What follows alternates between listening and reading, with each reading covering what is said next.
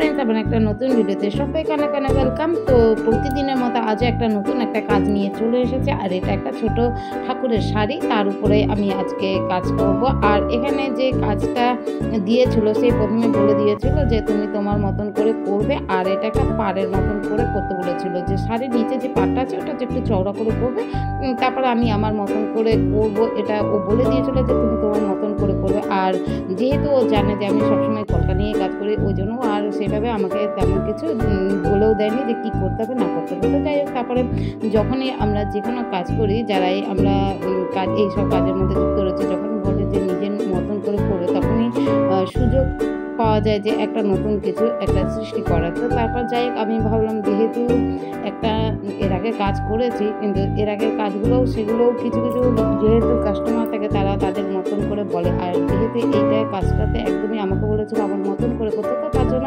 আমিও ভাবলাম যে বেশিরভাগই প্রথমে যে কাজটা করবো, যেহেতু শাড়ি, যেহেতু প্রথমে আমরা যে ডিজাইনটা আমরা করবো স্টার্ট করবো, তো সেটাই আমাদের পুরোটাই করতে হবে। তো এইভাবে কিছুটা পাতার মোটিভ দিয়েই আমি কলকার কাজটা করেছি। কলকায় করব, যেহেতু এখানে চওড়া করে যেহেতু পার বলেছে, আর এখানে আমাকে ভরাটও করতে হবে, তা নাহলে দেখতে ভালো লাগবে না।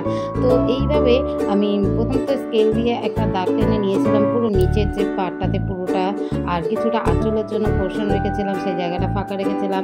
আর এইভাবে পাতার মোটিভ আর ডট মোটিভ দিয়ে এভাবে কলকার কাজটা করছি, আর ভাবছি যে অনেকটাতে এগিয়ে নিয়ে যাচ্ছি। আর তার সাথে সাথে এরপরে কি করব সেটাও পরে ভাবছিলাম। তো তারপরে এইভাবে এবার ভাবছি যে পাতার মোটিভ দিচ্ছি, তারপরে দেখতে পাচ্ছি যে এখানে কিছু কিছু জায়গায় ফাঁকা রয়েছে, সেটাকেও ভাবছিলাম যে কি করব না করব। তো যেহেতু অনেকটা এগিয়ে নিয়ে যাচ্ছি, তারপরে আবার ভাবছি যে কাজটা করার সাথে সাথে পুরো একদিকে কাজটা কমপ্লিট করে এগিয়ে নিয়ে গেলে তাহলে হয়তো কাজটা সুবিধা হবে। তো তার জন্য আবার এদিকেও কাজগুলো করছি। আর দেখতেই পাচ্ছ, যখনই আমরা ফেব্রিকের কাজগুলো করি তো আমাদের খুবই সচেতনভাবে কাজটা করতে হবে, কারণ অনেক সময় কী হয় যে কাজ করতে করতে শাড়িগুলোর যেহেতু এখন শীতকালে, এই জন্য একটুখানি শুকাতেও একটুখানি টাইম লাগবে। তো অনেক সময় দেখতে পাচ্ছ মাঝে মাঝে একটুখানি শাড়ির সাইডে একটু রং লেগে গেছিলো। তো যাই হোক, যদি আমরা প্রথমেই যদি দেখতে পাই যে এইভাবে যদি কোনো কালার লেগে থাকছে, তার সাথে সাথে যদি একটুখানি ভেজা কাপড় দিয়ে মুছে নিই, তাহলে কাজটা তাড়াতাড়ি মানে উঠে যাবে কালারটা। কিন্তু আর একটুখানি শুকিয়ে গেলেই তাহলে কিন্তু কাজটা উঠতে মানে রংটা উঠতে একটুখানি সমস্যা হয়। তো যাই হোক, তো যেহেতু অনেকক্ষণ আগেই আমি দেখেছি যে অনেকক্ষণ পরে দেখলাম যে রং লেগে গেছে, আর সেটাকে কিছু করাও যাবে না। তো পরে ভাবলাম যে যেহেতু অন্য কালারটা যেহেতু লেগে গেছে, পরে যখন আবার ডিজাইন করে সেটাকে আমাকে মেকআপ করে নিতে হবে।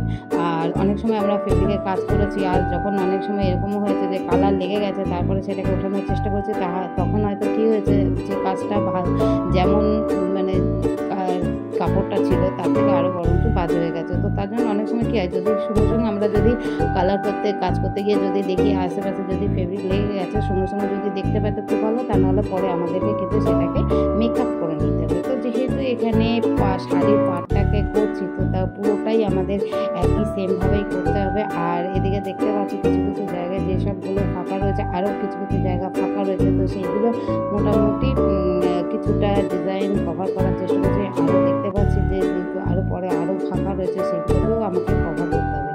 তো যেহেতু পাড়ের ডিজাইনটা সেম করব, আর তার সাথে সাথে পুরোটাই কভার করতে হবে, যেহেতু তা নাহলে ভালো লাগবে না। তো তারপরে দেখো পুরোটা আমার নিচের দিকে পাড়ের ডিজাইনটা করা হয়ে গেছে, আর এখানে কিছুটা কাজ করার পরে তারপরে আমি আঁচলের জন্য রেখে দিয়েছিলাম। তো তারপরে এবারে যেহেতু এবারে ও কোমরের দিকের ডিজাইনটা করতে হবে, আর ভাবলাম অনেক কথা চিন্তা করছিলাম যে আর কি ডিজাইন উপরের দিকটা করা যায়, আর একই রকম না করলে ভালো লাগবে না। একবার ভেবেছিলাম যে একটু সরু ডিজাইন করে, তারপর ভাবলাম যে না, সেম একই রকম না করলে, নিচের মতন উপরে একই রকম না করলে দেখতে ভালো লাগবে না। তো তারপরে একদম নিচের দিকে যে পাড়ে যে ডিজাইনগুলো করেছি ওই রকমভাবেই ওপরের দিকেও ডিজাইনটা করেছি। আর যেরকম নিচে স্কেল দিয়ে করে নিয়েছিলাম, পাড়ের একটা মাপ করে নিয়েছিলাম ওপরের দিকটাতেও সেইভাবে স্কেল দিয়ে একটা দাগ কেটে নিয়েছি, আর সেই দাগের মধ্যেই ওপরের ডিজাইনটা করবো। আর যখন আমি ওপরের দিকে কোমরের যে ডিজাইনটা করবো, তো তার আগে যে কাজটা দিয়েছিল তাকে একবার জিজ্ঞাসা করে নিলাম, যেহেতু ও অনেক বুটিকের কাজের সাথে যুক্ত ছিল, তো তার জন্য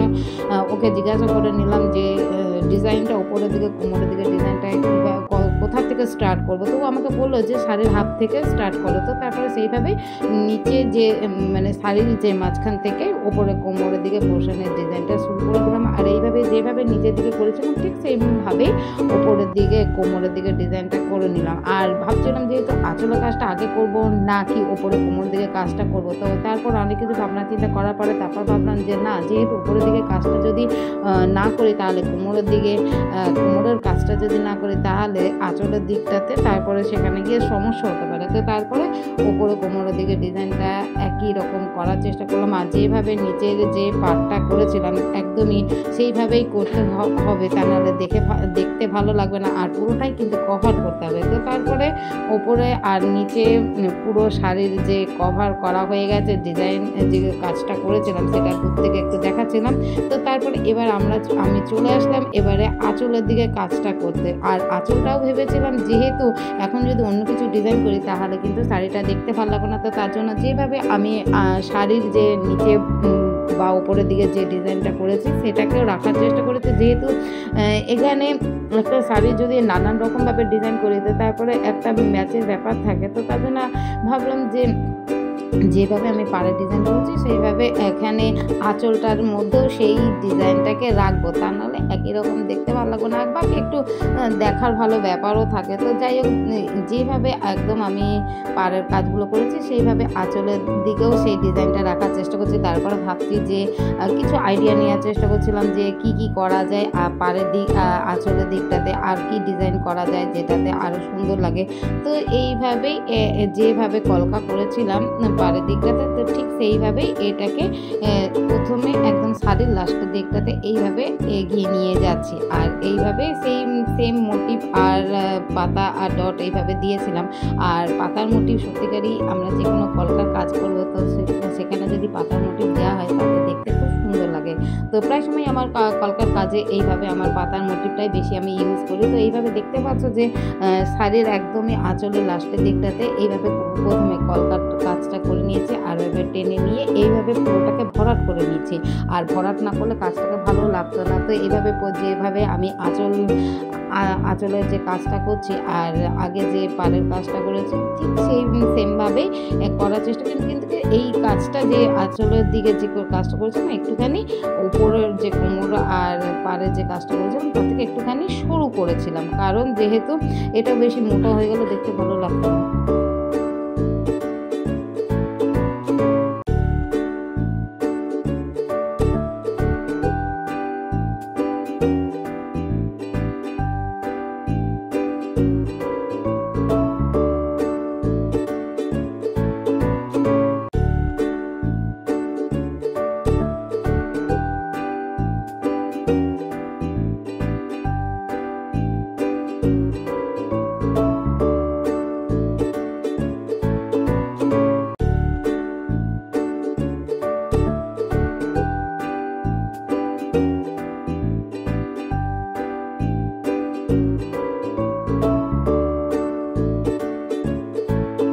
পাড় বা কোমরের সাথে এই আঁচলের দিকে ডিজাইনটাকেও একদম অ্যাডজাস্ট করে নিলাম।